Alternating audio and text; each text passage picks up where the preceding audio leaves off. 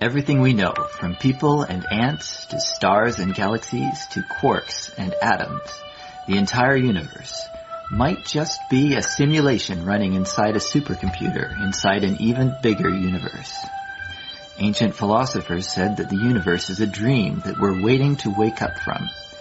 In this dream world of the imagination, anything is possible. All cultural items, from the dreams of our rodent-like ancestors, to books, to television shows, are merely permutations of the reality we think we live in. Today's age of computers and video games places simulations at the center of our cultural consciousness. A select group of us perform simulations for fun and profit, and we call them games, role-playing and otherwise. We live to run simulations. Join us on the Simulationist podcast as we explore our culture of simulations. Hello, everybody. Welcome back to the Simulationist podcast. This is the podcast with Iteration 165. Iteration 165 recorded on the 1st of November 2015 with your illustrious two shared host responsibilities by Ryan Kirkby And Josh Trelevin. Voices reversed. Yeah, I'm Josh. I'm Ryan. That's right. So does that make us like not demi-hosts, we'd be like semi-hosts if we're splitting it. Yeah. Half the... I don't think either one of us, qualifies as being the full host. Although I do give you the points on it. I'm just co-host extraordinaire. I guess I'm the producer. You're CEO. Yeah, sure. I do that. But I get to be El Presidente. Okay. For life, or? Well, it depends on how many insurrections I wind up causing. Okay. I haven't had any insurrections yet, so we'll just cross our fingers on that. Okay. So yes, this is the 1st of November, as you said, so that means Happy Halloween, everybody. Hope you had a good time, and you're not, like, super lethargic and feeling disgusting because you're filled with, like, chocolates. Yeah. And that's why they give you those chalky little candies. So you can eat them in between the chocolates so you fill up and you don't feel so disgusting. No one likes the taste of those chalky candies, but they're good for you in that they don't make you feel so disgusting when you get too full. Are you talking about, like... Sweethearts, Sweet Tarts, Rockets. Yeah. It's basically... They're like Tums. Boy, if they were to actually give out little individually wrapped Tums, would that not be a popular house? Not actually be a popular house, but it would be a well-appreciated house. Or things like, okay. Oh, thank God they gave us the Tums. Oh, God. I needed that. If I see another arrow, I think I'm just going to vomit all the way to the ceiling. I don't know. Yeah, I'd rather get Tums than raisins, I'll tell you that much. I mean, not that I hate raisins, but I don't know. There's something. Well, that's why they give you the raisins too, because I mean they're nature's candy, and you don't feel so disgusting. If you're mixing up your chocolates with little raisins here, sometimes Glossette raisins. Okay, sponsor, hint, sponsor. Yeah. And that's why you mix the whole thing up with the other stuff. Glossette rains, the best raisins ever. It'll get your kid to eat veggies. I'm getting us a sponsor, right? But here's the thing: is I always felt particularly well off on Halloween growing up because we could trust the people to do the homemade candies. So instead of getting just a little box of like Glossette raisins, which were good stuff. I mean, I appreciate that more now than I did when I was young. You get I'm not raisins that they dried themselves. Well, no, as we get like balls of like popcorn with caramel and other stuff in there, and that was good. I mean, there'd be a few houses that put like Smarties in there, so you get like Smarties and popcorn in a caramel ball, and we wouldn't have to worry like, oh my God, how many razor blades are in this one? Yeah, because they're your neighbors and you know them. It's like I go to school with this person's kid. Like, why would they be doing that to me when they're doing it to their own kid? Yeah. So that's an urban myth, anyways, or I believe. I don't know. It's a Halloween story that people tell. I think it might just be the fact that people tell a scary story. I believe it's Halloween. Technically fear mongering. Yeah, that too. Yeah.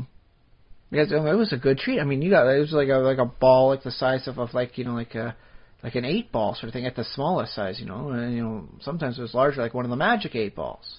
Mm-hmm. So it varied in 8-ball range size for the chunk of popcorn. And that was a really good thing to have because it added a lot of bulk to there. And again, it wasn't chocolate. You didn't feel so gross eating it. Although, like with the caramel in there, you don't eat too much of those, right? Yeah, it's always nice to have a really big thing in there. It's like, oh yeah, I really. And that's another reason why I felt like always like good growing up, because like the one place we'd go to, the small town of Wilmer, was mostly families sort of thing. Like it was founded by like 8 brothers and their wives, and they've been close ever since sort of thing. So it's like cousins upon cousins upon cousins if you grew up there and lived there. Okay. Not me. We were fresh blood, they used to make a joke of. They used to joke about how they're fresh blood and we're just gonna suck their blood. No, it's just like the inbred vampire families well, that's the thing, though, of Wilmer. It's like most of the kids at my school couldn't date very much because 3/4 of the kids in their school were related to them as cousins. Mm.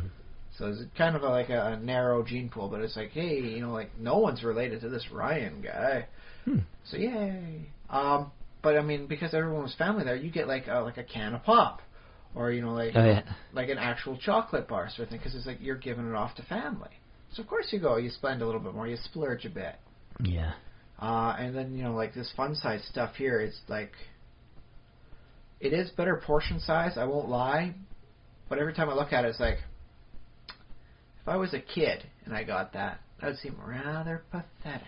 Well, okay, here's the thing. Like, I know there's like, don't get me wrong. Like, as an adult, like this is a very good portion size. You can have just a little bit of Aero bar, or just the 2 little bits of Kit Kat, sort of thing. You don't have to have like the full size. That's pretty good. I'll tell you what's fun about fun size. I know some people say, "Oh, fun size? What? That's fun size means it's a ripoff." But I'll tell you what's fun about fun size is you can have 1,000 of them.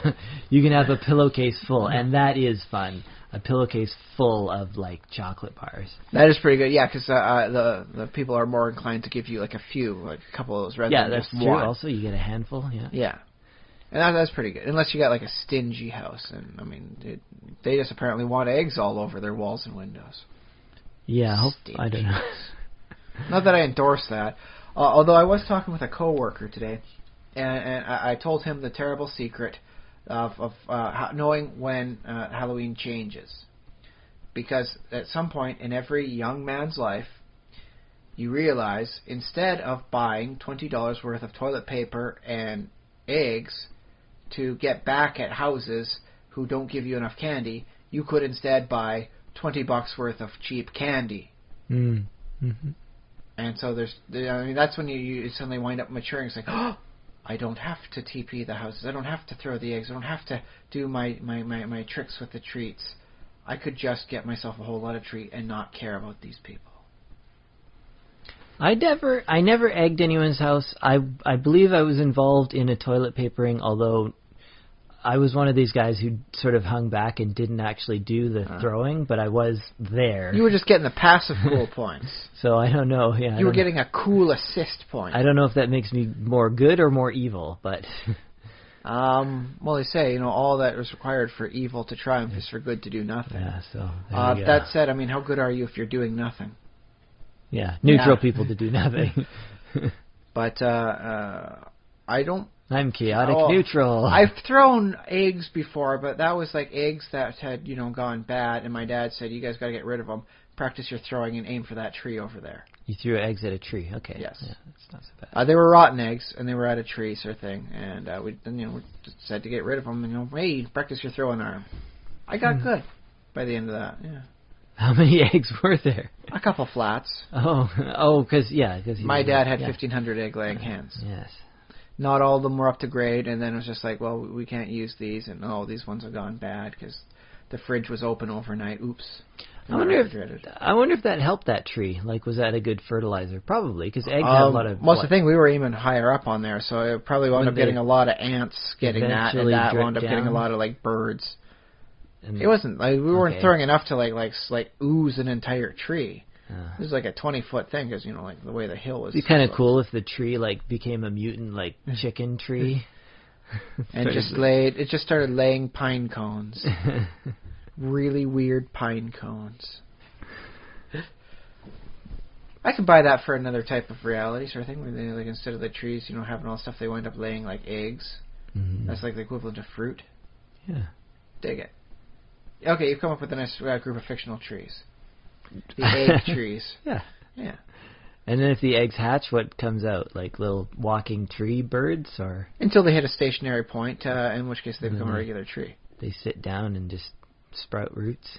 There are some species out there that have a mobile juvenile stage and then a sessile adult stage. I guess primarily like aquatic species. Yeah, like a sea anemone. Stuff like that. Yeah. Yeah. So yeah, you could work off something like that, for a terrestrial sort of thing.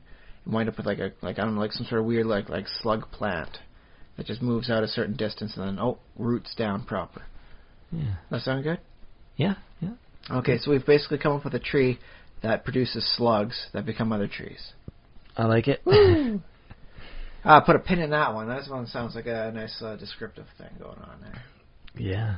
All right, but yes, how did you spend your Halloween this year? Oh well, the Halloween. I went to a Halloween party at the comedy club with all the other comedians and some. So what do comedians dress up as on Halloween? Oh my, there was so many costumes. Somebody was a Blockbuster video store that was closed down with like the letters. Oh, scary! Blinked out. Another guy just had a bicycle wheel, and he said. He took his bicycle wheel from his bicycle at home, got a little strap and strapped it around carried it around his neck so it's hanging. Gangsta style. And then he said he was the third wheel, which I mean. Oh, ba-dum-bum. I was like, isn't the wheel and you are like a guy wearing a third wheel? It's the equivalent of like those old He-Man things you'd buy where it's got like the word He-Man on the chest and with a picture of He-Man on there. He-Man did not wear a T-shirt with He-Man on it. Yeah. But that's the kind of stuff you'd buy from like the grocery store in the day before Halloween. We had one guy though. He was dressed in an homage to Bernie Mac. Do you know Bernie Mac, the comedian? I do indeed know Bernie Mac. He is a very decent comedian. Not my top comedian choice, but I will never begrudge the quality of his work. Yeah, I'll post the video of the get-ups in the show notes so you can see the actual costume. But yeah, our guy, like one of our guys from our comedian, he copied the costume, except that Bernie Mac's this particular outfit, he had his own face, like ironed on to one of the pant legs, like really big, like there's my face there. So our guy, he had his face, like his own face, on his pants there. Well, that's the thing. If you're going to dress up as Bernie Mac and you're going to have Bernie Mac on his leg, then you might as well make that you on there too to keep the illusion that you look like Bernie Mac. Yeah, it makes sense. Yeah, we had like 4 people dressed as minions. Oh, yeah, that was a popular costume apparently. My daughter did it last year before it was cool. Yeah, but yeah, these are all like 30 years old guys. Definitely not as cute as my daughter, is what you're saying. Yeah, it's a little weird, but no, I mean it's funny. Because they could probably speak the minionese a little bit better. Yeah, we had a lot of witches, a lot of cats, and some people with just like devil horns and stuff. So, we had the Joker. Someone was dressed up as Joker. Very nice. Joker. Yeah, very good, very good. So during the week I went to a couple of other comedy shows and stuff, mostly at Heckler's, again in Victoria. Did you get heckled at Heckler's? I did not. Okay, because you'd think that would be like an open license to heckle at Heckler's. Well, every show especially downstairs at Heckler, because upstairs is called Ratfish, which is a different thing. Did you get ratfished at Ratfish? Depending on what that is, I may have. It's either like a person throws a particular type of fish at you, or I think you may have to pay money for that sort of thing in the privacy of a select professional. Okay, I don't. That sounds good, and I didn't get quite that good. So. I don't know if I'd ever want to get ratfish because it just doesn't sound like a good act to be a part of. It might be fun. You got to try everything once, right? No. That's why I've never had a feces sandwich to know I don't like it. All right, fair enough. But yeah, at the beginning of every show, they have to say that yes, it is called Hecklers. Please don't heckle. That's the first thing that you hear as an audience member. So you know what they should do is they should go a line and say it's just like how they never have anything funny over at Yuck Yuck's Comedy Hut. Ooh, yeah. Just fire a shot there, eh? Yeah. Well, and then every once in a while, oh, that's a good line, man. I can't heckle these guys, man. They can get violent against their own kind. Ooh. Yeah, that hasn't been a problem up until now, but yeah, now or very soon we're basically going to have 2 main comedy clubs in Victoria. Ooh. It's going to be Yuck Yucks and Hecklers. And that's the thing is you make that sort of comment as like do like an east side west side sort of battle. Yuck yuck side, ratfish side. Get your heckler side on. Yeah. Yeah. So I went to that. Oh, and also during the week I played a bit of Minecraft. Did you mine or did you craft? I guess I built, so that counts as crafting. I found my dog. Yay! Or my wolf that I had put a name tag on so that it wouldn't despawn, and then it ran away, and then it was way off to the north, like longer than I thought it could possibly have gone, but it might have just sort of run in a beeline, and every time the chunks loaded, You'd be surprised at just how directed some creatures could be. I remember on a previous map of mine, I just I had a chicken that got loose because chunk spawning, and then it pops on the other side of the darn fence, and I was on a mushroom forest or some mushroom island sort of thing, and I just remember seeing it just going to the northwest, just like it was like escaping with a dedicated purpose. It was going in that direction. So apparently every once in a while, like an animal will say, "I have to go this way, dude. I gotta go. This is the only way I can go." Huh. Yeah. They try and make a great escape. I gotta go to the end of the thing. I gotta despawn. I can't let this life keep going. Yeah, so I got my wolf back, and then I built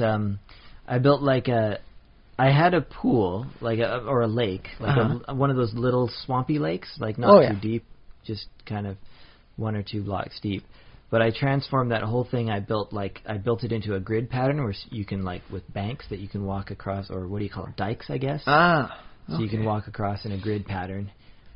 With 8 by 8 squares of water in between the grid. Oh, very nice. And then that's now a squid farm, I guess it is, because I lit it all up nice so that I don't have monsters spawning all around. Which is good, yeah. Surrounded it with a fence, and then so anytime I want, I can squid farm in peace. Yeah, I go to the middle, and it's big enough that I'm pretty much guaranteed there's always going to be squids, and there's no other water around either. So do you need the ink that badly, or is it just a passive? Well, I needed it for a while. Now I don't really need any more ink. Now I'm not having anything spawning in my map these days, but I have no need anytime soon for the ink. Yeah, but I was using a lot of black wool, so I had to dye the wool. And it takes 1 ink per block of wool, too. So wait, is it 1-to-1, or could you do an 8-to-1? Not with the wool, yeah. But with the wool... Oh, with the clay, yeah. Yeah, clay works that way. But I think the reason with the wool is because you can dye the sheep and then just get... No, wool should work both ways, because I have a mod that unmakes things, and I have a trick to it whereby I will dye a bunch of white wool a certain color, and then I will use the uncreator to work the other way, so I create more of the dye than was originally there. Oh, okay. Well, I'll have to check that out, and it might work. I think an 8-to-1 still applies, yeah. Okay, yeah. So I built a squid farm, basically. Woo! Which was That's not bad, it's not bad. Yeah. You can fish in there, too, if you want. Yeah, it's also a fishing area, too. Dig it. Yep. Yeah, I think that's about all the adventures and simulations I had over Halloween. It was kind of fun, but yes. Let's see. As for me, for Halloween, me, my wife, and my brother, we dressed up, in accordance to style with my daughter. Although I was going out to the Dollarama, I wanted to get my knight in shining armor, a nice little cheap sword to walk around with. And so I was like, oh boy, I'll get one over the Dollarama, pick up for $2. And then my brother, Jason, sometimes like a special guest host, he was with me, sort of thing, because we were going to take him to another store, show him off, like one of the wonderful mini stores we have here in Victoria. And I realized he's doing a cultist sort of thing, like a priest. He had like the blue brown robes and nice little things. And I look over and there's like a yellow mask. And so I said to him, well, how about like a cultist of like the King in Yellow? And he didn't know who the King in Yellow was, but I show him the mask. He's like, yeah. And so he winds up putting it on.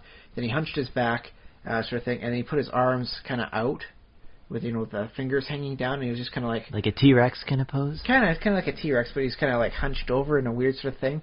And the style of the mask when it was on there was he could see out, and if he opened up his mouth, there'd be like no sign of like a chin or anything. But when he closed it, there was no sign of his mouth.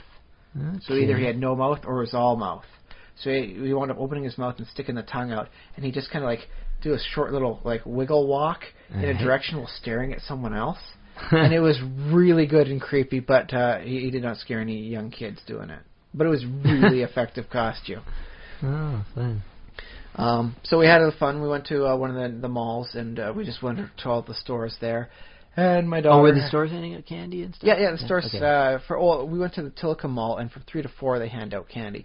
So, I mean, on Halloween day, if you're planning on going to the mall, don't go from 3 to 4, because they're really busy, and the whole place is jam-packed with kids and parents. But we were all dressed up. My wife was a warrior princess. I was the knight in shining armor, and my brother was the crazy, creepy cultist. Perfect. And, yeah... And so we got a lot of nice photos of my daughter fighting my brother, and like just various nice poses. In the end, though, she was supposed to be a barbarian with an axe. We had the axe for her, but as soon as she saw my glowing green sword, it was supposed to be my magic blade. She's like, "Ooh, I want this in my costume, Daddy." So I wound up having to get my old Thor's hammer out, and I guess I was the knight in shining armor with Thor's hammer. Okay, the Dwarven Paladin. I guess so, yeah. I was a little too tall for a dwarf, but I suppose we can compress the files on my images for me. But we had a lot of fun for that.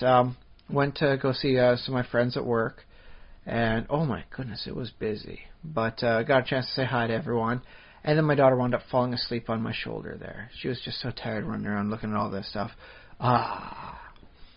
So we take her home, and she naps for a little bit, and then once that's got done, we put her in her auxiliary costume, which was just like cape and a mask sort of thing, but she was wearing all black underneath her outfit, so it kind of worked for a weird motif.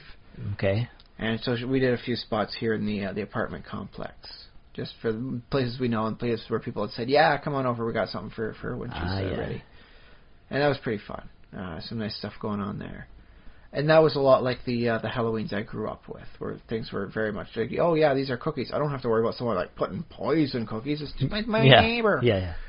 I don't know. I can't trust my neighbor to make some cookies for my daughter. What sort of place am I living in? This is a good place I'm living in. I don't have to worry. And then we wound up just watching because it was Saturday. We watched all the sci-fi super Saturday nights that they have on MeTV, and I got to see the 1931 classic Frankenstein. Ah. Yeah, it was pretty boss. Still a little weird. It's not Victor von Frankenstein. It's Henry Frankenstein, and his assistant is Fritz, not Igor. Oh. Everything else basically fell into place, though. And so it was a good Halloween done by me. Although, I would have liked to have had a little bit more time in the day to have gotten in some Secret World. Oh, yes. From the week before Halloween to the 15th or so of November, they're doing their Halloween Samhain season. Ooh. Or Samhain, if you want to pronounce it properly. Samhain. Yeah. That's how you properly pronounce it. The Scottish MW is pronounced as a "wuh" because they hate you. And so there's a quest line there I'd like to get on, but I've just been doing it in little bits and pieces because I got to stop and do this, stop and do that. It's oh man. Oh wow. And I got almost nothing done in Minecraft to show aside from showing my brother my crazy Mistcraft world with chemicals pouring up to the sky and stuff. Ah, yeah, that one. And now it's the start, and now it's NaNoWriMo, and it's I'm not going to have any spare time until midnight, and that means I'm already 5,000 words behind. I guess I'm technically a day behind, too, on NaNoWriMo. I still want to do it, but I don't know if I'm going to be able to, but I'm going to try. Well, that's the thing is, I only have half a weekend this week, and I have a 6-day work week. It'll help make up for the Halloween day I took off. Yeah, it's very hard to find time. It means I'm not going to have a regular day and get back into something considered a regular sort of schedule that's not going to feel like I'm overworked until the 9th. So it's ugh. Yeah. Well, I mean, my suggestion for you, which I mentioned off air, was just cut it down to something manageable, 5,000 words instead of 50,000. My goal is to actually write something this month. But yeah, I think if you can't get to it until the 9th or whatever, then maybe something. Well, so that's the thing. It's not like I wasn't creative this last week. My brother and I wound up creating a superhero through the Tri-Stat system, just statting stuff up. Let's work with this concept and this. How about this? How much of this? How far does this go? And bing, bang, boom. We came up with a decently powered, effectively a cool mystic ninja. Mm-hmm. Because the concept was originally Batman with supernatural powers, but then we realized that's a ninja. A mystical. Oh yeah, ninja. sure, yeah. Guess that's all Batman really is. Oh, but we didn't make him super rich, so no, you got to earn your stuff, buddy. Mm-hmm. But yeah, that's been my week in the long and the short of it. I did though get a chance to watch The Man with the Iron Fists. Okay, Man with the Iron Fist. Made by RZA, directed by Quentin Tarantino, and helped out with Eli Roth. It's got a big pedigree of names in there. Cool. Lucy Liu. Lucy Liu's in it. And Russell Crowe. Mm-hmm. Sort of thing. Those are the biggest names that are in there. It's a good movie. I liked it. Yep. It fit very much for like a mystic, Asian campaign sort of style. Because you had people they had a bit with a guy in a bird costume that could actually fly. Why? Because he's in a bird costume, man. He's part of the vulture tribe or something. I don't know. Yeah. It wasn't really featured much. It was at the very beginning and then a little bit at the very end. Wasn't like the Lord of the Rings. Why didn't the eagles just fly them over to Mount Doom? Well, it all took place in Jungle Village, which was like a passway town sort of thing. Okay. It was good. It was one of the bits that got me most because it was very much in the style of the 1970s, kung fu wuxia films. It was really weird to see people talking in fluent English. Because I'm used to either you have an accent or it's completely overdubbed, but it's no, this person shall come up here and he is the emperor of the area and he is speaking in perfect English. It's whoa, that's a bit of a cognitive dissonance. It's not in the right motif, but it's not like I'm going to complain about that. It's just oh, I have to get used to people speaking correctly, like a wuxia film. Yeah. Oh well. Huh. Some of the critics, a lot of the critics apparently didn't like it. Apparently RZA was considered too low energy to be a good protagonist. But I found that fit with his character. He was a blacksmith who did not want to get into fights. Oh, sure, yeah, the strong, silent, reluctant hero. He was making weapons for all the various, war types, but he was doing that so that he could save up enough money to get the lady he loves and him out of there. Mm-hmm. The lady he loves works at the Pink Blossom brothel, sort of thing. Which is interesting what they did do and what they didn't do, because they did not cut away from the violence. You kick someone in the head with a spiked toe, and then take the blade out, and blood spurts out of both sides of this guy's head. But you don't see a single nipple, despite all the stuff happening in a brothel.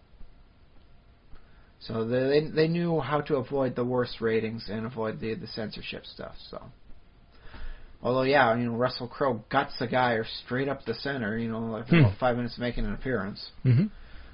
No one bats an eye at that one, aside from God, there's blood everywhere. Oh, but if you don't call that batting an eye. Well, that's the thing is everyone winds up going back to what they were doing. I see. As soon as he's done.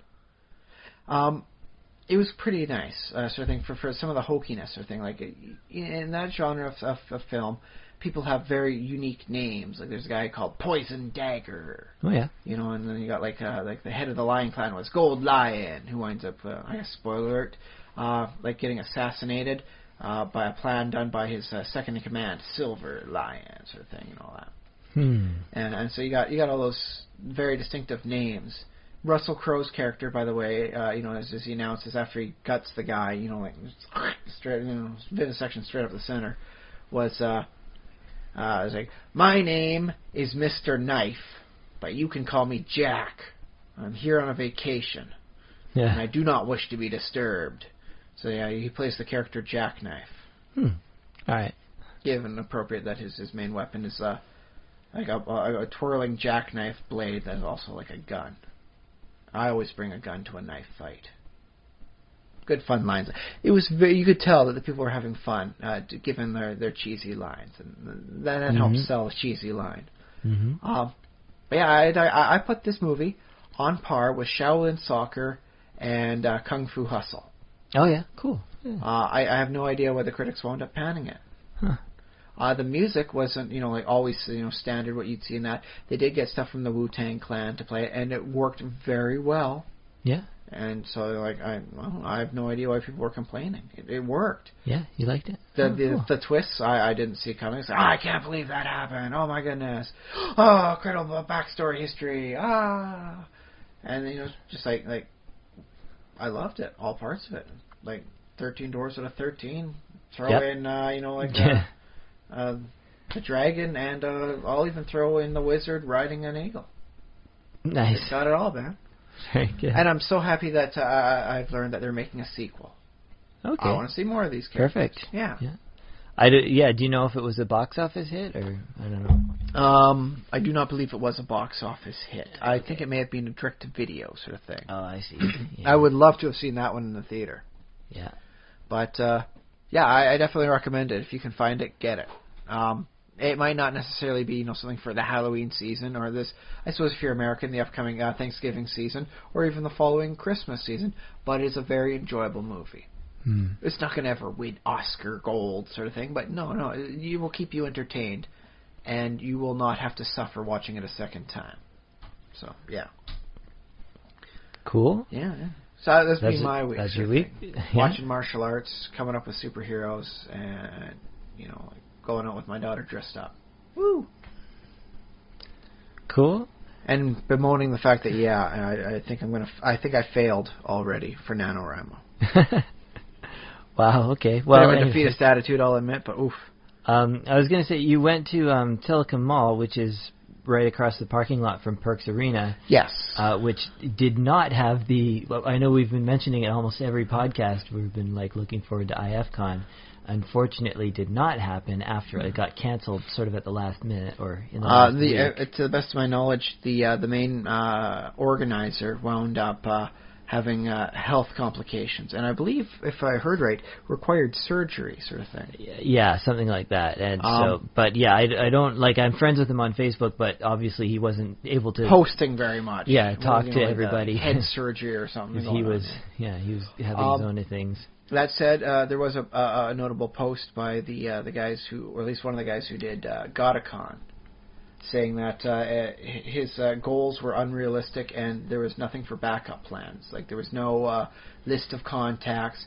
There was no if this guy is unable to fulfill his role because he's off getting a surgery, what happens? And so without the linchpin, everything wound up falling. Yeah, it's really just, it's kind of unfortunate. I was, I guess, I don't know if I was actually going to end up making it there. I was thinking of going. I still hadn't. Well, just because arranged. We might not have gone doesn't mean we can't hope the best. But if everyone enjoys it. Yeah, it's unfortunate, and there is going to be issues with people wanting refunds. I don't know if everybody's going to be able to get a refund. Hopefully, most people will, but it's hard to, I don't even know what's going to happen. But fingers crossed. Fingers crossed. But we just move on with our regular geeky stuff. You do not move on. You take a lesson and then you move on. Take a lesson. So this apparently fell apart from high expectations and lack of critical planning for emergencies. Mm-hmm. So those out there who are listening are likely nerdy people such as we are. If you're running a campaign sort of thing, you make certain, if you're unable to be the DM, there's someone who's ready for a one-shot little one-night campaign to take the pressure off and make sure there's something to be done if you can't. Okay, yeah. And you make sure that you've got a list of all your contacts for everybody in case your phone goes dead. And, oh no, my smartphone's dead or it's shattered. Now I can't get a hold of anyone because I never bothered to memorize names because it was all put in on the phone. So no, there's no numbers. No, you make sure you got a list on this sort of thing, and you got plans, and you figure out who's where sort of thing. So oh no, my ride can't make it. Who else can get me? You figure out these sorts of plans, and that way they never become a real problem. I suppose, running a D&D group is a little bit like a microcosm of event planning and organization and stuff. So it's something you could even, So you take the lessons of what happened with IFCon and say to yourself, where in my life could I apply this lesson to? Mm-hmm. I, for instance, should probably be taking all my passwords and writing them out on physical. sort of thing. If I was to like lose my computer right now, where I keep a copy of all my passwords, I would not be able to get into almost anything. I should have all the phone numbers for the family and friends and all that written out proper, so I don't always have to boot up my computer just to get a phone number. So I'll admit, yes, I should be having these backups for contacts. It just makes sense. Yeah. Well, I mean, it's good planning. Phones are going to get cheaper, so eventually you'll end up with a phone. But will they get cheaper than as cheap as I am? Because I'm pretty darn cheap, Josh. Well, I think what's going to happen, I don't know if it's in the next year or maybe 2 or 3 years, but I think TELUS will start including something like just, with your home phone, because people are going to be doing less and less landlines. I don't know. I kind of like it. Like, if you want to get a hold of me, you got to contact me at my house, and if I'm not there, you got to leave a message. This is not easy peasy. Yeah. Sometimes you're going to have to work for it a bit. But, I mean, I just think what's going to happen is TELUS is going to be offering plans that either bundle your home phone with a mobile plan, or even just give you internet plus some kind of mobile plan, and just not have, well, and if you're an old-fashioned guy, you like having a landline, they'll probably still have that available for you. So maybe you'll just be one of the last holdouts with a landline. I do recall there being a nice satirical article just before the election saying that the polls are going to be determined, like how people are going to vote based on the 2,000 remaining Canadians that actually have a landline phone. Which does show the skew of like who gets contacted for these polls and determines the poll results. Yeah. They don't contact on cell phones, they contact landlines sort of thing. So yeah, that's why Dewey defeats Truman for the headline. If you don't contact the right people, you're not going to get the accurate results. Yeah. Oh, sorry, for those who don't know, Dewey defeats Truman is an infamous line sort of thing. During the American, electoral period where in the Truman, 50s? Yeah, I think it was 50s. It was black and white sort of thing.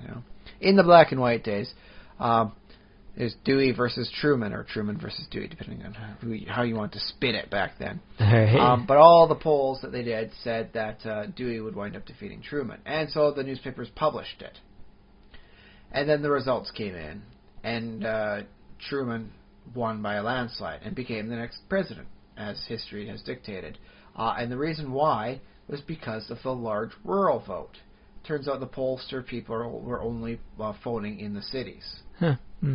And, based on how demographics were skewed back then, yeah, they were only getting a very small fraction of the actual voting populace. So, Dewey defeats Truman. Woo! Thank you, pollsters.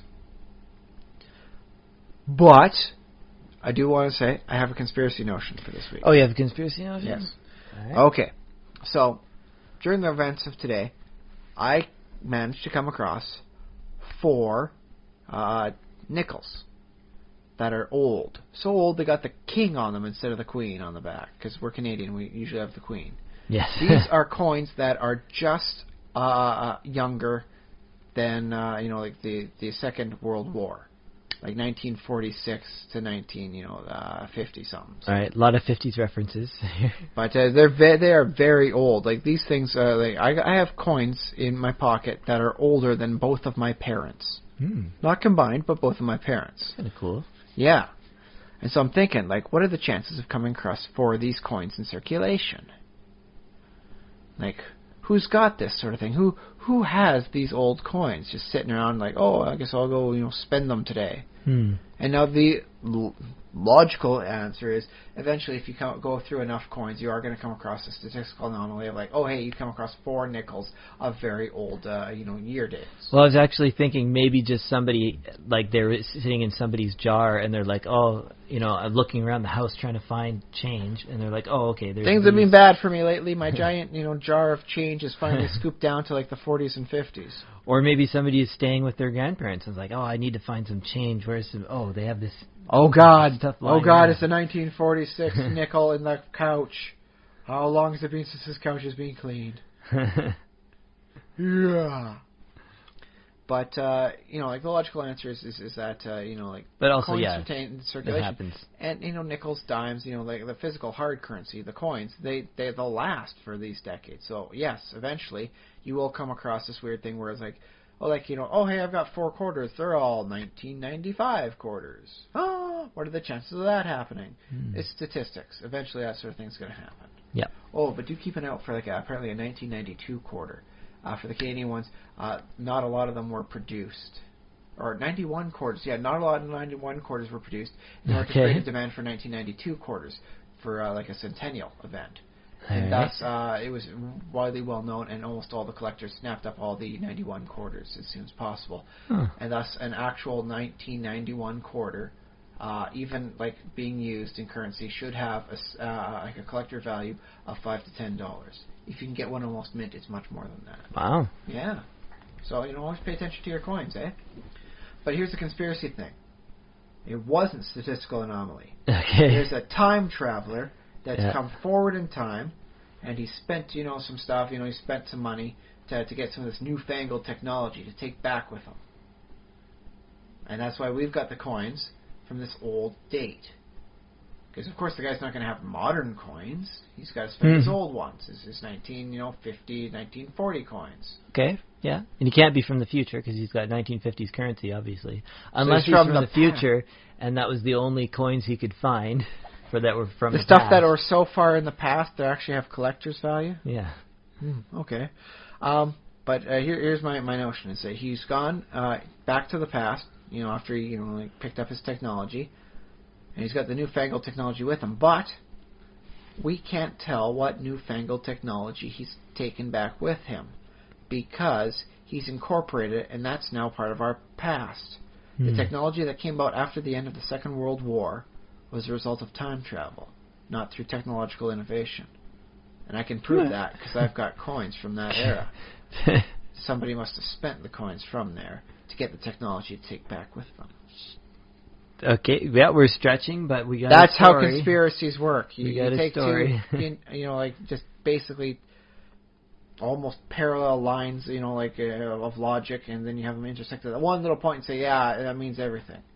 So bing, bang, boom. Yeah. There's your conspiracy notion. Hey, speaking of time travel, just hopefully this is quick, but a little scenario for you, Ryan. If you were driving along, I don't know, to the store or something, like say you're driving downtown for some reason, downtown Victoria. There's a nice amount of things over on, like the Johnson Street. I'm definitely going 4 there, o'clock in the afternoon. Oh, God, through the traffic is bad. Stores may be closing. I hate driving at 4 o'clock. So why am I driving at 4 o'clock? Why didn't I go at noon? You had other issues. I don't know. Oh, my daughter was napping. I had to wait for the wife to get home. Yeah, you had my day off. something else. It came up, and you're trying to get. I'm going to the downtown library. They got a movie I really need to see there. Okay, there you Man go. with the Iron Fist 2 is there. They got a copy. I got to go get it. I don't know when the library closes, but yeah.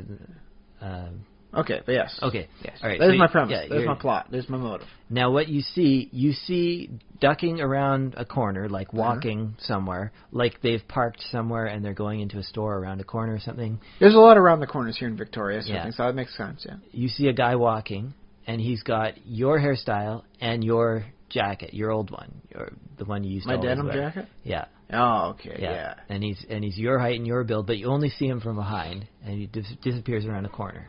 All right. What is your reaction to that? What a handsome man. And then you don't think anything more of it? You just kind of let him go? I kind of have to. Yeah. Because I purposefully dress close to my perception of humanity's uniform. Uniform Canadian. Which is like the denim dad sort of style, where, a jean jacket, a pair of jeans, and a T-shirt. Okay, but you don't necessarily, I was thinking about that, you don't necessarily see someone who dresses exactly like you. I see that surprisingly often. Okay. Especially when you get to the more rural areas. Denim jacket, jeans, and a T-shirt. Okay. And my haircut is like I literally go in with a photo of Michael J. Fox and I say, make me look like him. And so this is not my haircut. This is not my haircut. Yeah? This is Michael J. Fox's haircut. And if I let it grow out, it sort of morphs into something like just a pre-hippies Beatle sort of haircut. Okay, so let's jump forward 3 months later. Okay. And you're in your car for some reason, and it's some kind of special holiday. Like, I don't know, like there's an event going on or something that you're going to attend later. And you're driving past it one way, and you're going to come back to it the other way. But you see, like as you're driving by, you see yourself and your family. So it's not just me. Okay. Yeah, now it's your family. Because I've been told there is a doppelganger of me working somewhere over in the Oak Bay area. I wouldn't be surprised. So like, okay, like, hey, I finally get to see my doppelganger. You can see he really does look like me. But no, this one's got like the family. He's got Ren and Zoe with him. Okay. But they're sort of walking. They don't see you, although maybe they recognize the car. But they're not paying attention, so they don't really. Maybe Zoe's like, "Oh, hi, Daddy," or something like that. Yeah. But what do you do then? What is your reaction? I would try and park the car, but knowing the parking in Victoria, that's almost impossible. I'd have to double park, turn on the hazards, and go meet myself and the wife and kid. I would apologize to the traffic. I am inconveniencing as I do so, but I'm totally doing it. But this is a urgent matter. Like you've got to drop everything. This is putting on the hazard lights level. Okay. And it has been a very long time since I had to put on hazard lights for anything related on the road. So I'm not the kind of guy just to flick on hazards because I guess I want to park here for a minute or two. Okay. So yeah. And what do you say to them? What do you yourself and you don't know if this is actually your own timeline wife and kid, or it might be because it's obviously an alternate you, or maybe it's just some guy dressed as you, or maybe I'm an alternate them, or maybe it's So what do you say to them? Well, of course, according to like the coincidence of how I look, it's like, excuse me, you look incredibly like my wife and daughter, and get out my walls. Like, if you see here, there's actually a photo of my daughter here, and like, dude, you look like me. You can't deny that. So I was, I was wondering, what are your names? Like, we gotta get contact information here, man. Okay. Now, okay. The next scenario, you and your family are walking down, going to an event, and a guy in a car that looks just like your car, like, suddenly stops and pulls over, and it's you, and he comes up to you, and he says, "Excuse me, but you look a lot like you look like me." I've been told by many people while I'm working that there is a person like me. Are you living over in Oak Bay? And then the other you hear your alternate self say, "I've been told there's an alternate version of me who works in Oak Bay. Are you him?" Or something to that effect. Meanwhile, Zoe and Ren just look confused. Well, with probably good reason. Because they recognize you. They don't think there's anything like, they don't think he's in disguise or you're in disguise. It's just now there's two of you. Okay. Oh, my wife says I already have enough hands and they're busy as is. So apparently there's going to have to be some sort of distance radius to prevent me from being too close to me, being too close to Ren. Okay. Now, how do you now that you're in this situation, what do you do next? Well, tell them to help me out and find a parking spot. I'm blocking traffic right now. I do care about that. Your doppelganger is so more than happy to help. Knowing you, you're like, yeah, we'll do that. Well, we're sort of just occupy that spot up ahead there. I'll pull on in and as we go, and that way no one takes my parking spot. You find out that your cars are duplicated, and you park behind your other. Oh, does that include all the problems with my car? Because I need new brakes. Yes. Oh, I knew I should have gotten new brakes earlier on. Oh, now I feel doubly bad. What do you do next? Well, I borrow Ren's phone to phone Ren and see how that works. Okay. Yeah, Ren answers. Ren's at home doing whatever But here's the thing. If this is the Ren that is also there, like how's the phone thing work? Oh, yeah. Can you phone your own phone when you're doppled? You check the phone and you ask the alternate Ren, and she tells you what her phone number is, and it's actually not your phone number, or not her, not the one you know. So they apparently, and you ask, well, I shouldn't say what you ask or what you don't ask. Yeah, well, I would be. Yeah. But So they are saying they are like Ren, Ryan, and Zoe. Yeah, exactly. Okay. Yeah, that are. Are you're asking them questions Well, at this point? yeah, I want to find out like whether or not this guy's like the Oak Bay doppel of me, or if it now turns out like the Oak Bay doppel of me will wind up having an Oak Bay doppel of him. If it's me and my family, then it's not likely just me and my family. Otherwise, if it is just us, we have totally got to go out for some photos. Your doppel, your doppel, or the one that He's Brian Kirkby, not Ryan. Do you ask him his name and all that? Well, yeah. Okay. Yeah, he says his name is Brian Kirkby and everything, and then he tells you his address, which is somewhere else in Esquimalt. It's apartment Esquimalt. 204, not 104. Yeah. How did I miss him as a neighbor all these years? And his parking spot is... Why did the landlady never mention my doppelganger living on the other side of the apartment? Yeah, and you... What if he's living in my old location? What if he's like living on my old Ryan Street thing? Sure, let's say that. A path not taken. But what do you say to Ren when you call her? After you say, I need you. There? You have to get downtown. You don't say anything else on the phone? Well, I'm gonna surprise her with this. Like, come on, this is like not even a once in a lifetime. This is like a once in reality sort of thing where it happens. Like, dude, you got to get down here. You got to get down here now, sort of thing. Take a taxi, man. Don't even bus it. Take a taxi. I'll find a way to pay you back for it. You got to get down here. Okay, and I guess we'll say she has Zoe, or take Zoe out of daycare or whatever. Yeah. You got to take the rest of the day off work. You got to make it down here. Pick up Zoe on your way. Let's go. And what do you... okay, so she agrees. She's like, okay, well, of course. Then we got to hit a nice little spot, like a spot where we can all sit down and chat this out. You can go get a coffee shop or a restaurant or something. Cafe, go, Okay. So at that point, I guess... And photos. Oh, man, photos. We got to take photos. So, yeah. Although, and double check, see if there's not, extras, a lot of people out and about. Make sure we're not in a crashing reality sort of thing. Although I will note to myself just how lucky we are. Because it used to be that we held the theory that if we ever encounter the doppelganger, I encounter the doppelganger of myself, treat it the same as Buddha. Kill him.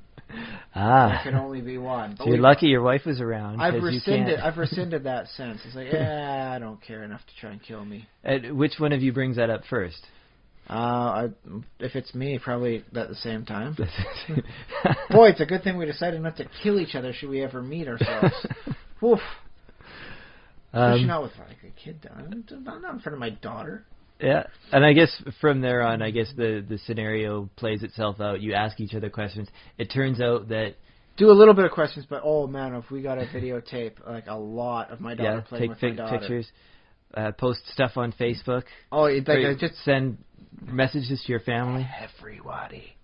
But just the sight of my daughter playing with my daughter and seeing how she interacts against herself, sort of thing.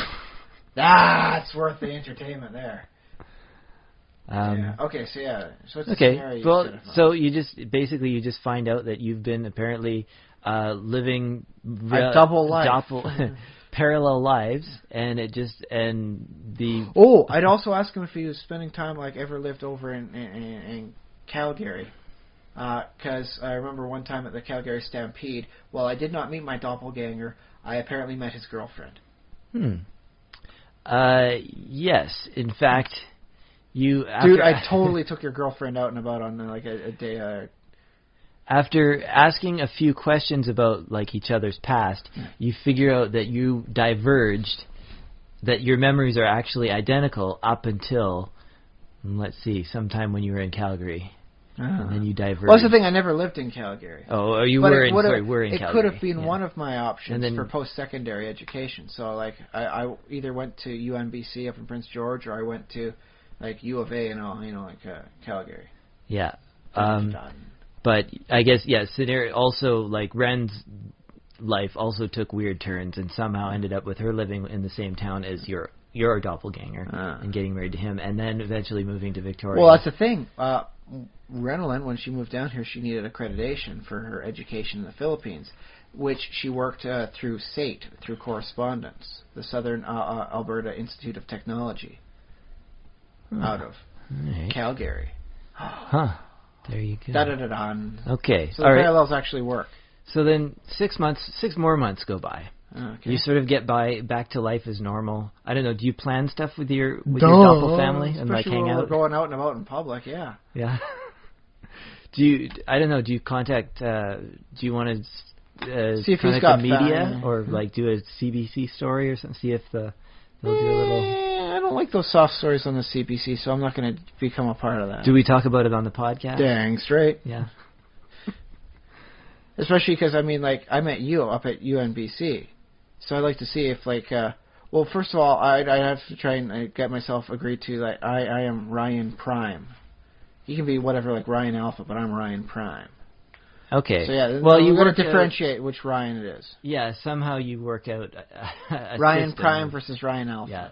And as far as you can tell, the only 3 people in the world who are duplicated like this, I mean, who knows? It might happen in India somewhere, but it's only the 3 of you who've been duplicated. It's like your family. And yeah. Organ donor card time. Yeah. So 6 months go by, and you sort of get used to life, like having another brother, basically. Is what it turns out to be. Scare the hell out of Jason. Oh man, yeah. Yeah. None of your other family are duplicated or anything like that. So all the more ability to scare Jason with. But 6 months later, uh-huh. I don't know, the 6 of you are hanging out somewhere, doing whatever. Well, they can come on over here, sort of thing. Like, so Zoe can play with Zoe and Zoe's toys. Yeah, okay. Or yeah, you can Zoe and Chloe trade time back and forth between the 2 houses where your other personality or your doppelganger. Zoe, daughter of Ryan, and Chloe, daughter of Brian. Yeah. But yes, 6 months later, you hear like ding dong at the door. Uh-huh. All right, and or the door thing. Yeah, from the buzzer. The buzzer. And I don't know. Do you normally go out to if you don't know who it is? Do you go out to it? No, I don't even buzz them in. Oh, you just. I don't know the person. I ain't buzzing them in. Oh, okay. That's how you get less security. I'm not gonna break the security of this sanctum that I call the apartment complex. Okay. Yeah. Well, in that case, it's just life is normal. You hear a buzzer, but you don't know who it is, so you just ignore it. Dang straight. But one day you're either going to work. Yeah, let's say you're going to work. It's early in the morning, and you see like a crowd of people outside the front of the apartment complex. Oh, okay. And they're all wearing denim jackets, and it's like 200 of you. Just hanging out. So the Legion of Ryans. Yeah. What do you do now?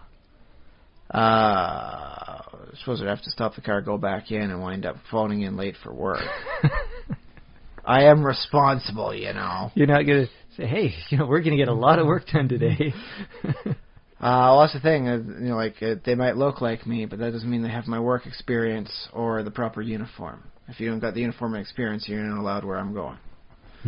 Otherwise, I'll come on over, and we got to sort this out as I do my work. But so what's going on with this Legion of Ryans? I don't know. You ask one of them, like the lead Ryan. Hey, I'm Ryan Prime. I am the lead Ryan. Okay, if you don't like it, you can take it up with Ryan Alpha. Yeah, that's true. We've already dipped it, and we've already got ourselves named as such. You guys got to pick other lesser titles. One of the Ryans just tells you, no, I went to sleep last night in my bed, your bed, our bed, and I woke up just outside in the parking lot with 200 other or 199 other Ryans. Dang. And they all have the same story. I suppose that I got to go to see CBC. Yeah. 202 of me, sort of thing. Well, that's a story. The guy who looks like himself has a family that looks like himself spontaneously. Yeah, it's a soft news story, but 202 of me. Well, that's a good hard breaking news.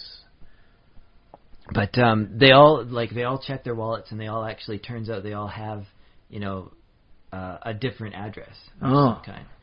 And they all go home, and they all they each go to one. Here's where it takes the spooky Halloween twist.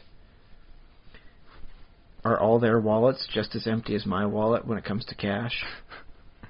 Yep. Oh, no. I knew I should have put my bills in the wallet so they'd have bills in their wallet. Oh. Because right now all I got is like $100 in Philippine money. Although that might actually appreciate because the Philippine thing is getting like taken away. They're getting new stuff and they're trying to get rid of the old ones. Yeah. So scarcity driving up value. Woo. That's as far as I got in this scenario. I'm digging this scenario. It might seem narcissistic, but I'm digging it. And then, I guess. Wait, are all of them like married with doppelgangers of my wife? All of them having doppels of my daughter? Yeah, it turns out. Yeah, they all. In that case, we start daycare. Cheap, free daycare. I save many monies a month. Yes. And then life goes on after that. I don't know. It always does. And then from then on to the end of your life, you never find out, you never find out what was behind it. I don't know. Well, unless one of you decides, I'm really going to, do you think one of you would sort of look into it and really research and try and find out? Well, I won't lie. If they are like me to the mind and the core, I would do a lot of parallel processing whereby we all come up with our ideas and then we delineate who does what. Because I have thought up the what if there was I could make more of me, do that like multiplication man. Yeah. In which case I'd have one of me on the computer, one of me writing up some stuff, over here, one of me using my secondary computer, and one of me watching TV. Well, one of me goes out and exercises, and keep one of me doing work. I get it all done. Finally, somehow. The 10,000 pages I have of reading, I'd have me just occupying all the seats I could reading it. All. So I figure if there's a lot of me's, then we could do a lot of creative parallel processing. It was okay, here's my idea for stuff we want for this. Here's want to write up this. We'll get 3 or 4 of me sitting over there, and we'll just brainstorm together up a story. Huh. We're working over here, and you know what? We got enough Ryans left over still. The rest of us are going to go hit the park. Yeah. All right. And then I suppose if there's still enough of me, the rest of us could redo the words on Slim Shady. And just go marching around singing that as one, scaring the bejesus out of people. You could do a pretty awesome YouTube video. Yeah. Or a flash mob. A one-man flash mob. Yeah. Yeah, so I guess, you go about living your life, and, all of you get older, and eventually, someday, one of you decides to cannibalize the others for the body parts he needs. I need your heart. Oh, wait, my heart's just as bad now. Oh. I was going to say one of the alternate versions of you gets unlucky and gets into an accident and dies, and the rest of you, I don't know, you go to the funeral, or did you have a funeral? Well, what are we going to do? Throw him in the dump otherwise? Oh, he wasn't even anywhere near in the first 10 digits for his Rhinehood. We're just forget him. Yeah. But by this time, you're all kind of older, and a few more decades pass, and the older, start to drop one by one, sort of dying of different things. In that case, I suppose we keep a statistical log check to see how well we're following bell curve patterns. Yeah. Do you call a university or something, or? Well, if the universities want to try and consult me, I'm not going to stop. I mean, they want to do 200 genetic tests. Go for it. I think someone would probably find out. We've talked to the media now at this point. Yeah, CBC. I definitely want to contact CIBC. I want to make sure they're not using my account. Okay. There's precious little money in my account, let alone my wallet. So I want to make sure no one's accidentally taking money out. Yeah, that's the weird thing, is each version of Ryan has a different social insurance number, a different bank account, a different address. All of that stuff is all unique, except for the name is always Ryan Kirkby. So let's see here. If it's 200 of me, all told 202, there'd be okay. Every month we each chip in $5 to a pool and draw a random Ryan. Okay. And then that random Ryan would win $1,010. And boy, could we pay off a lot of bills that way. Yeah. Little lottery. Yeah. But thereafter they're out of the running. They still got to put in their $5 a month sort of thing. We just help pay off the bills that much quicker. Okay. Which makes it easier to chip in $5 a month. Yeah. There we go. We help pay bills. So, I guess at this point, you've all sort of, or maybe not every Ryan consented, but most of you have been I'll go with the university and do their little tests. And they don't need, I guess they don't need all of you to be involved. But no, you don't have to go, Ryan. Just drink from this soda can. Okay, I'm taking that with me now. Ryan 27. take that. I'm giving you an awkward number. But I don't know what happens next. I'm trying to think of what I didn't get as No, far as... so that's a pretty good idea. Like, what would you do if you met yourself? It's a not exactly a paranoid notion, but it is like a far out sci-fi notion. Yes. I'm digging that. I'm digging that. So what would you do? Meeting yourself. Oh, wow. Yeah, I don't know if I would... I might not immediately talk to my doppelganger. If he didn't see me, I might be like, oh, that's weird, and then not, like, say anything. So just go on living my life and just say, I guess there's another me out there. And eventually, like, when the 200 finally appear, then it's like, okay, now I have to... Yes, I can't ignore myself any longer.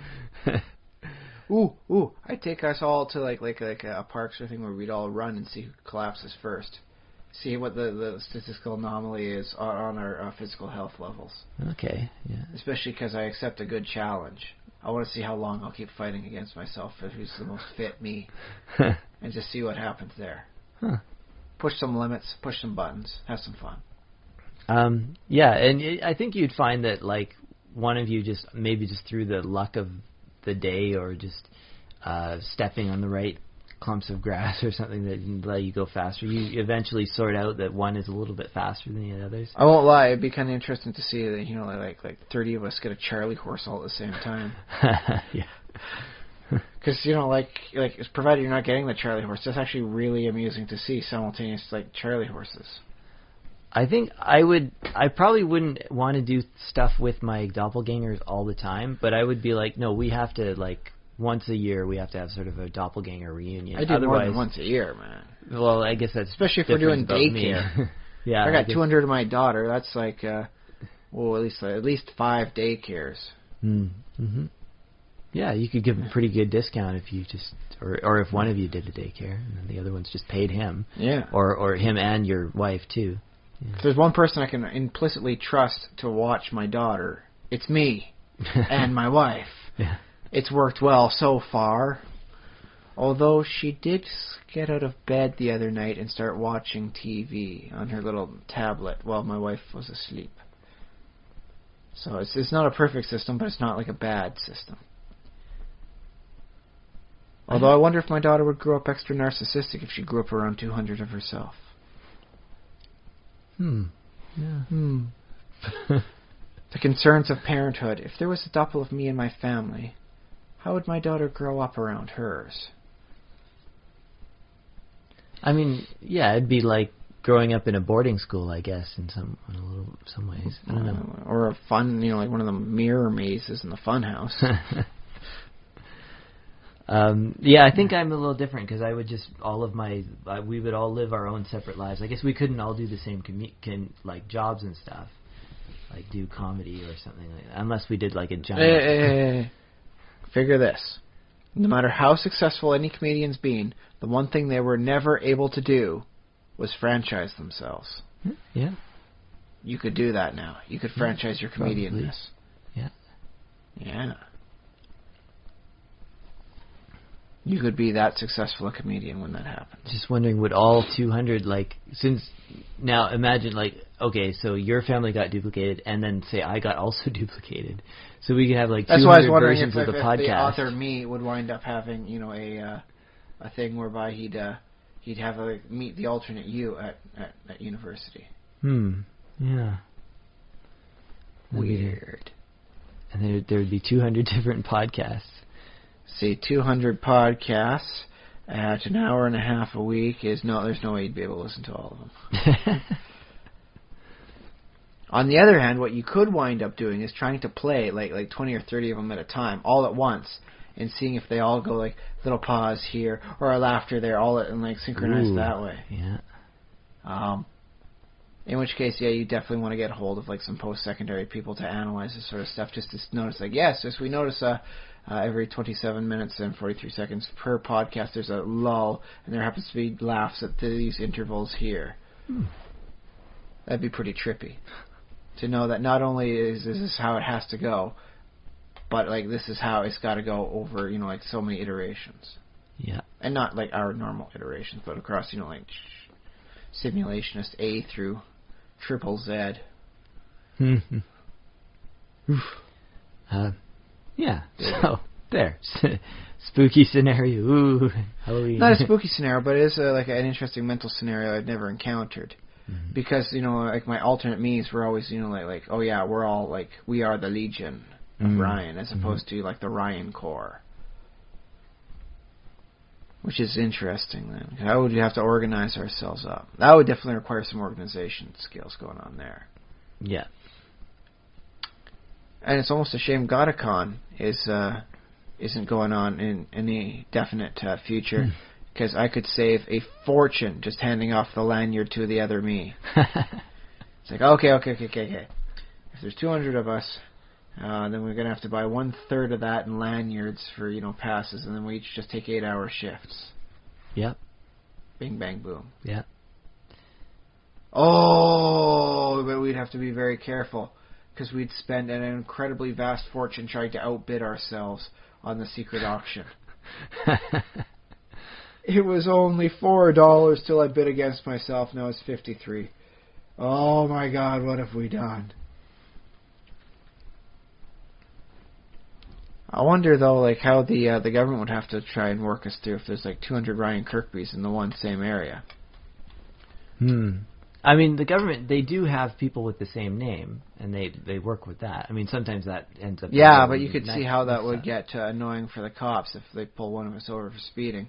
Oh, it wasn't me, officer. It was one of the 201 other me's that this guy must have confused me for.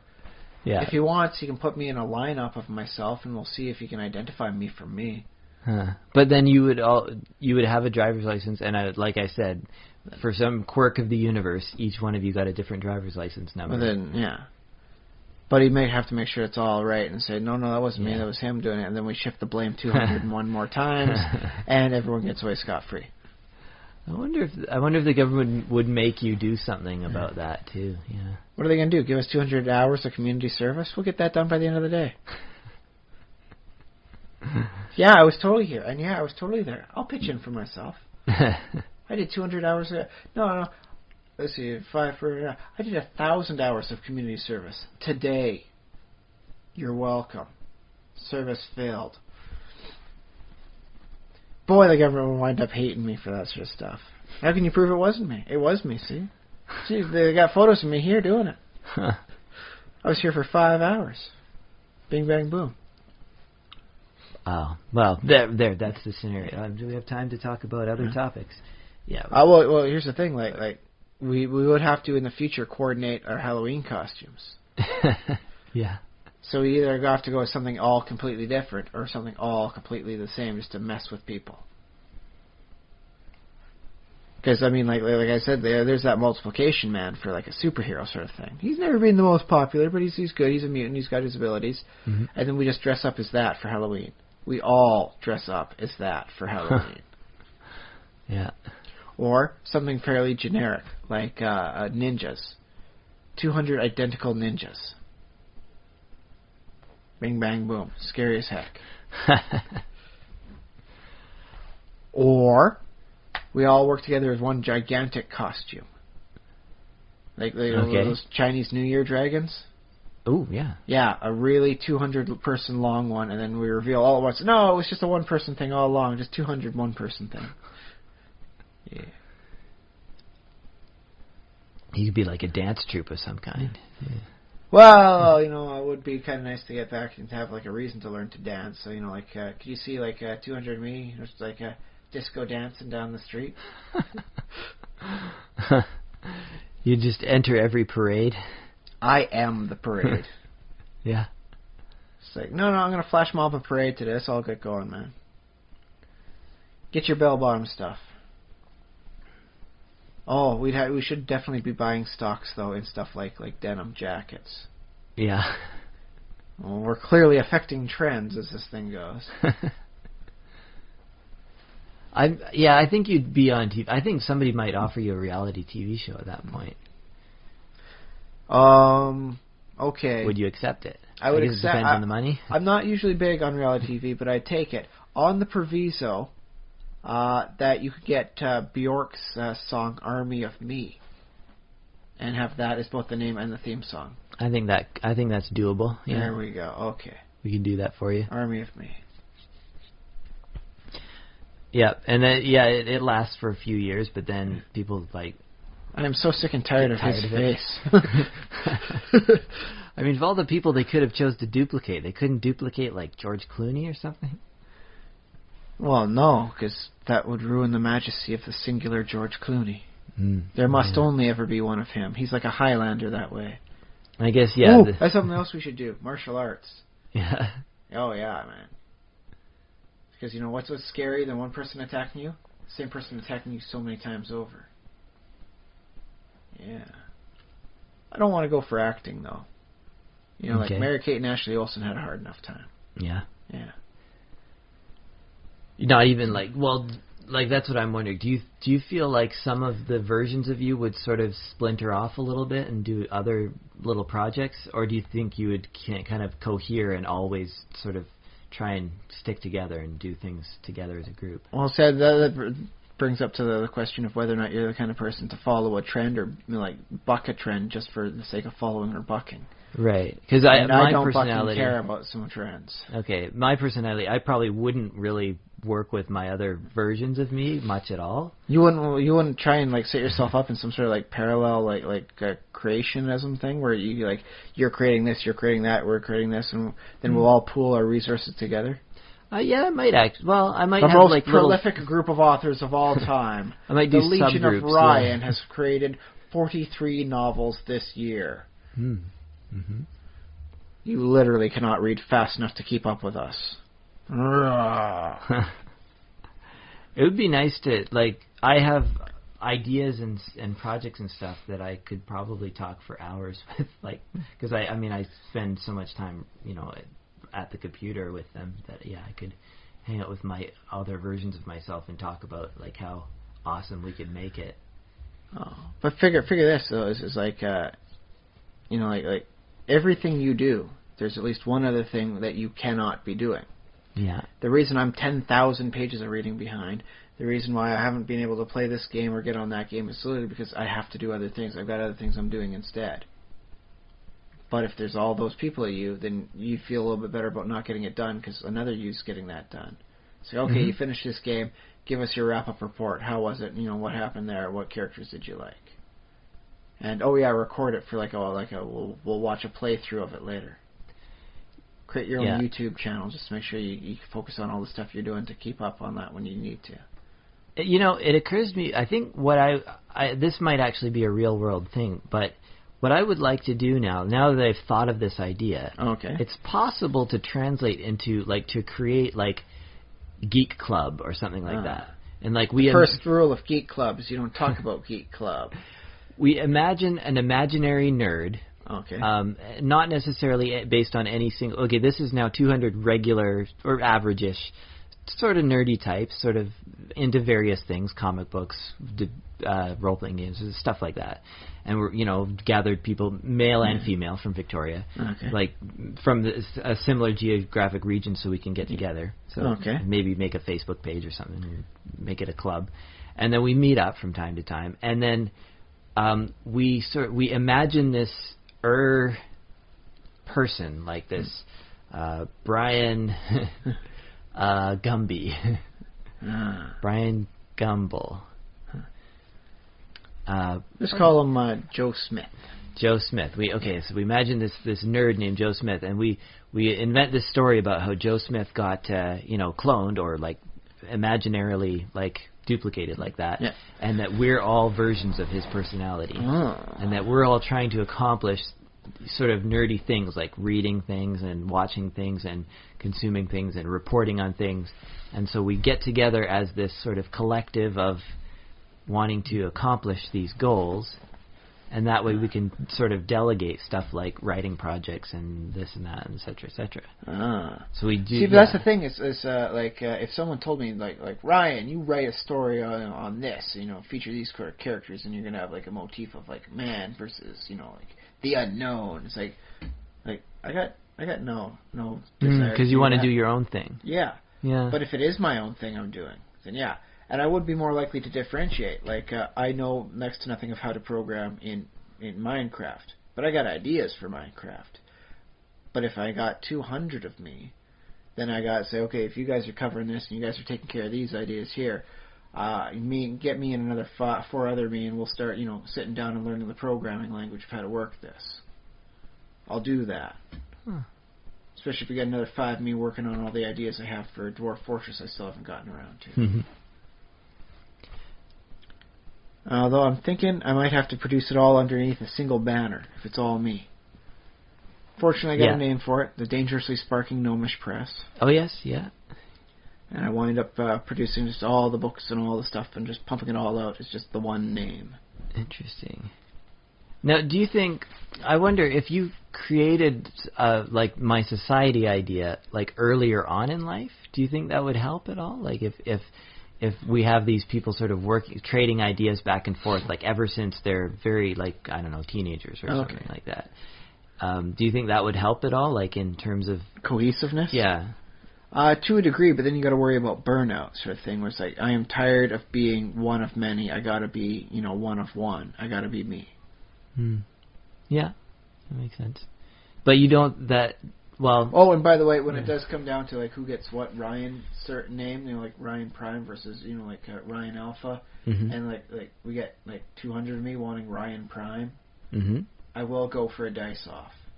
Keep it fair, keep it impartial. I will dice off on this one. Okay. Do you think you'll go with numbers, or do you think you'll figure out some kind of other middle names or something like that? We can always go with, like, Latin, like letters and all that. I am Ryan Omnicron. Yeah? Do you think that you'd go for that if you're... It sounds more awesome, so yeah. Yeah. Beats Ryan 12. Yeah. Although I won't lie, Ryan 12 does have a nice sci-fi ring to it, so we might consider some of those. But only prime numbers, just to keep people guessing where the rest of me are. Nice, yeah. Yeah. Just because I'm surrounded by me doesn't mean we can't keep one step ahead of everybody else. Yeah, all right. I would take my wife aside and come up with a code for her. Just to make certain no other Ryan tries putting the moves on my wife. Okay. Well, remember, your wife also has duplicates. Yeah. Well, I'm not going to try that. But just in case I don't want any confusion to happen where I think, this is my wife. Okay. If I start canoodling with her, I got to give the password first. Something chosen randomly, not by me or my wife. If it's me and also me and my wife and also my wife, then we'd probably come up with the same sort of password. So this would have to be like a random, like schizophastic word generator from the internet to come up with something for us. All right. It's got to be out of our hands. Now you, well, she's into nerdy stuff too, so she likes her own thing. I could definitely see her. Oh my goodness, the amount of because she does that stitch needlepoint. Yeah. So she could each do a quilt, like a square of a quilt or something? Well, she could pass off the thing as opposed to having to work like for 4 months and really kind of hurting her fingers on one thing. She made a wonderful image stitch thing of horses in a field for my mom, sort of thing for like a Christmas present, but it took like 4 months to do. But she could just like hand that off and still do other stuff, without having to like hurt her eyes or her fingers doing the whole thing. Would she be as good at working with her doppelgangers, like as team members, as you were with yours? If there's one thing I've learned from my wife, it's that she's better than me. Yeah. So she'd probably be better at me than that. Have better organizational abilities, and she'd really be She's able to also more capitalize. social, so she'd probably get along better with hers than mine. All right. And, I guess the other thing about, now, speaking of kids, I think kids tend to be able to diverge and stuff, because Zoe doesn't have, a solidified interests yet. I mean, she likes the things she likes. She definitely likes the things she likes. But she can still, discover new paths and stuff. Yeah. So each one of those kids would probably actually diversify a lot like normal kids would sort of diverge. Although I am wondering how often she'd fight with herself, because when my daughter wants something her way, she wants it. Yeah, well, sisters fight, so I imagine it would be a lot like that. I wonder how wise she becomes seeing herself argue with herself and realize that this was me, I caused the argument, it's because I'm like this. She is a smart kid, and she'll get smarter as she gets older. Well, how many lessons will she pick up quickly as she's maturing? Yeah. I wonder, would that be worse for her than just, normal growing up with other kids, going to school? I mean, because kids go to school with other kids. Yeah. That's normal. But you have that much more empathy when it's you. Yeah, but would she see it that way, do you think? Would she be, or would you, let me ask you this, as a parent, would you emphasize something like, oh, this is your duplicate, or would you sort of try and this is Zoe, this is also Zoe? We do some things like, like I Spy, like I Spy with Milo, something that is Zoe, and she'll look around and they go, I'm Zoe. Yeah. So if there's like another one, her there, she'd look around and see other Zoes, and I think she'd be able to know there's other Zoes. Other Zoe. Would you... She has spent enough time looking at herself in the mirror to know her face. Okay. But would you would you maybe change every one of their names, or how would you handle that? Or do you think they could all just be Zoe? I would start putting numbers or symbols. I would hate to confuse my daughter with someone else. Yeah. So come here, Zoe. Let me just put this on your hand. You've got a smiley face here. And do you think you would try and I guess I imagine Ren might be in charge of most of this, but sort of give each of them sort of different hairstyles or our hairstyle for Zoe is based on her desire. If she doesn't want a haircut, she's not getting a haircut. Okay, just whatever. We do trim the bangs to make sure it's as easy and all that. Otherwise, her hair is just like a kid, like the choice of a kid's hair. Now I'll just keep it growing. Okay. I imagine, though, as she got a little older, I bet, different versions would... learn to braid each other's hair? Yeah, they would braid each other's hair, and they would have developed different preferences. Like, oh, no, I actually want to be different well, from that's my the thing, other yeah. Like, to buck the trend, for the sake of bucking the trend, I gotta be me. So you get, pixie haircuts and was that one popular one where you shave off part of the side of your head? I mean, there's only so many, up to 200 versions of your hair that you can do. But yeah, you might even get some versions as they get older that some become jocks and some become sort of more nerdish and just. I'm kind of hoping for a very physical nerd sort of thing, someone who will go out and like do martial arts and then come back home and describe it in terms of I kicked 1x4 asses today, Dad. And now I'm not sure. Do the schools in this town do they have the capacity for just suddenly having 200 more? Well. I guess that's what I was saying, is the universe sort of conspires. They've always been there. They have the space, yeah. So it's just the school just has 200 students in that grade who all have the same name and look the same. Oh, I feel sorry for the teachers, I'll say that. That's a nervous breakdown waiting to happen. And my daughter is not just smart, she's wily. Oh, yeah. As soon as she realizes she can say it wasn't me, it was that me over there. No teacher's pinning anything on any Zoe. Unless, provided they keep all their hair the same. As soon as they start differentiating, they realize they lose out a little, that ability to shift the blame until no one can be accepted. Okay. So maybe that'll keep their hairstyle alike.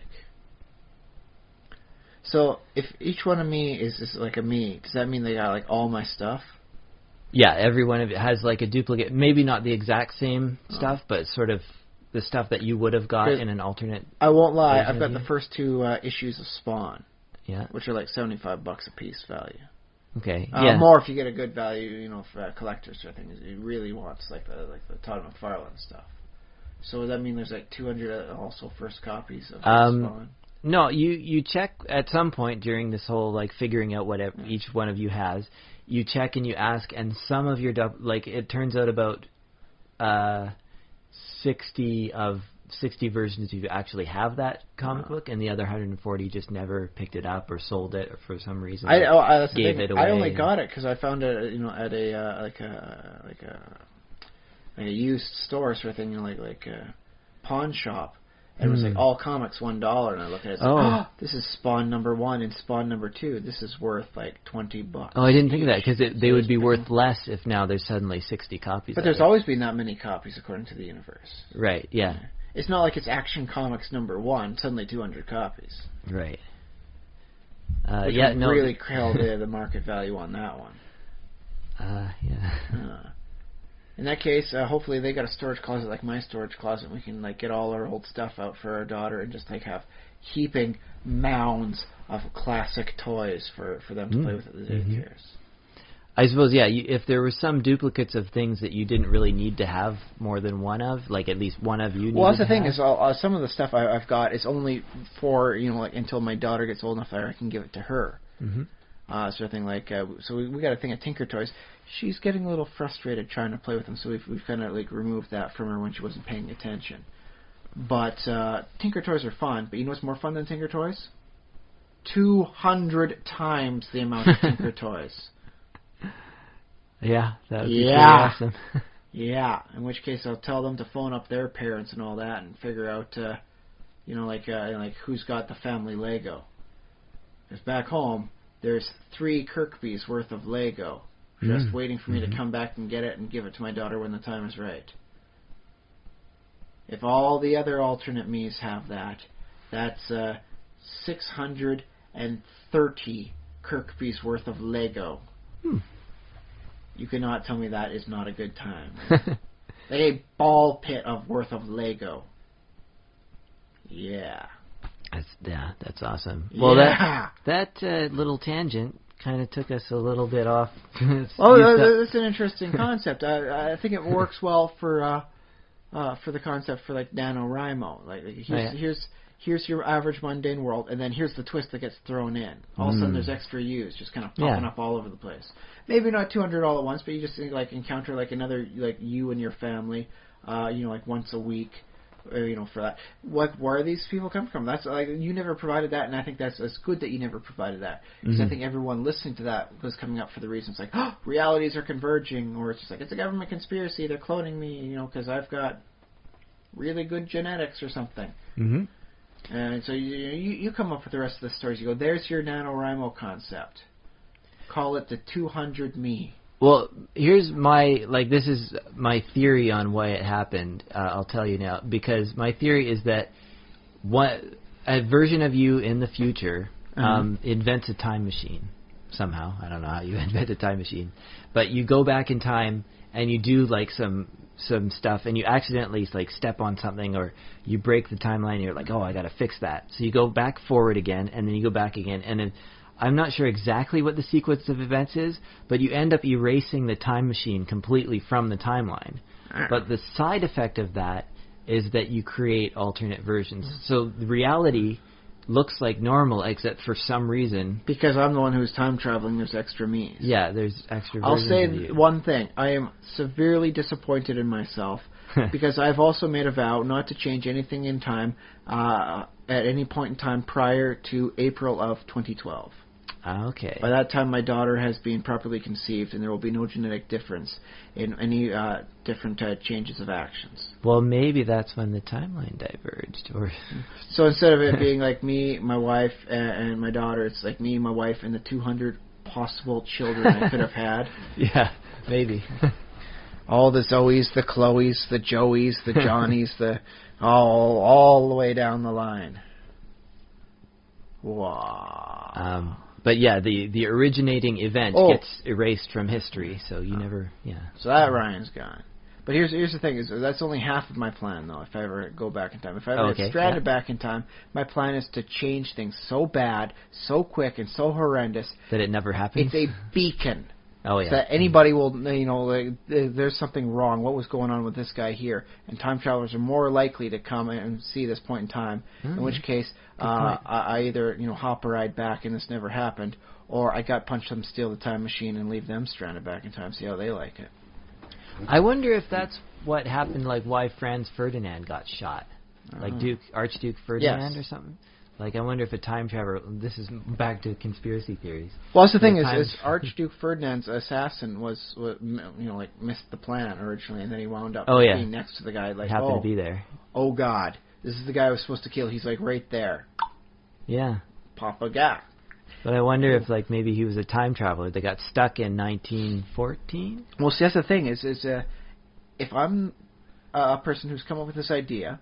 And it's a good idea. Chances are I'm not the only person who's ever come up with this idea. Yeah. I'm not the only one to come up with the concept of messing up the timeline so much and trying to change things so severely. I stand out like a beacon in time. It's like you got to kill the leader of one of the most powerful empires in the world at the time. Which means I can think of 3 other like time travelers that have been stuck. One was the guy who burnt down one of the 7 wonders of the world. When they asked him why, he said, "So my name would be remembered forever." That was literally his reason. I have not remembered his name because I'm basically flipping him off after like 3,000 years. One of these like Roman emperors, or no, it wasn't even an emperor. It was just like some guy. They had like the 7 wonders of the world, and they were all Greek stuff because you didn't have time to see the Great Wall of China. Back in the Greek days. Yeah, and so like it was like the pyramids and 6 Greek temples. Yeah. And one guy decided to burn down one of the temples. And when they said, "Why did you do it? Why did you burn down one of the wonders of the world?" His response was, like almost verbatim, he translate. Okay. So they would remember my name forever. So that definitely sounds like a remark of somebody who is either a little psychotic and understands psychology, or a time traveler stuck in the past looking to create the beacon.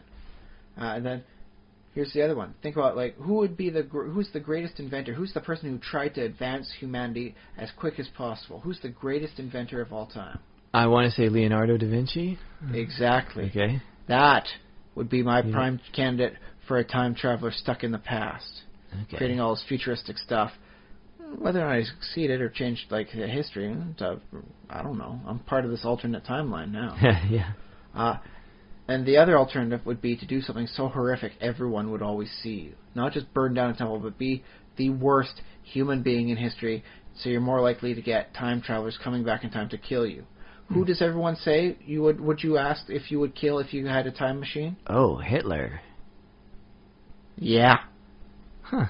According to my theory of trying to stand out as a time beacon, Adolf Hitler is a time traveler stuck in the past. So basically, our timeline is just waiting for a time traveler to invent time travel, go back and get Hitler back to the proper timeline, kill him or take him out, back to his proper point in the future, so he never becomes, kill everyone Adolf Hitler, I'll take over Europe, and instead becomes the real Adolf Hitler for whatever he was supposed to be doing in the future.